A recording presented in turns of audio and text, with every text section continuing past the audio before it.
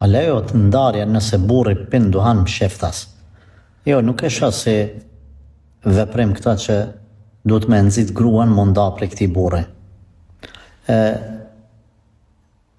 E pranoj se nuk pas ka shumë burrni. Them të drejtën, nëse do ta pija, e kisha pinë në rësyt krejt dujons. Një burri i cili e pin tinza grus sigaren, bile ndoshta duhet me nejt me qatë burë, se qenë ka qatë që i urtë dhe i butë sa ti s'pas ke problem me taj, po tu t'ka pite edhe duanin me pi. Po du pak shaka me ba.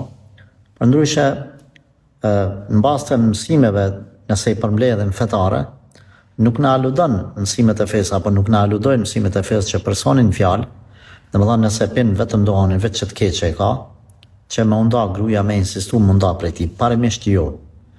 Pra nëse i ka sene tjera krejt në rregull, edhe vetë që kjo vesi ka metë, atë alhamdulillah themi që ka vesi vogël.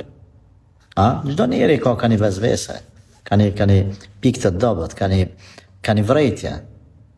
Burrit nëse ka vetë që ta falendroj Allahun ti, shqyqër, ka njerëz që s'kan din, s'kan iman, s'kan namaz, tradhtojnë, mashtrojnë, janë personat që pinë alkoholin, që pinë drogën, bëjnë amoralitet, e rrehin grunë, maltretojnë, nuk punojnë.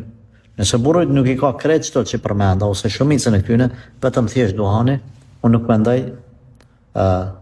nuk mendoj që nuk e shet udhës edhe nuk e qeli këtë derë që me unda. Se nëse nda është për një personi që veç duhanin edhe po e pim sheftas, atëherë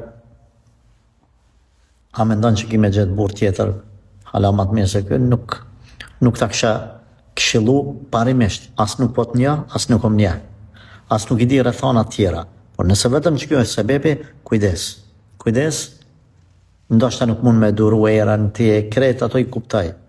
Por gjajni një sebep për me përmisu këtë situatë e jo për në ardë deri tek ndamja.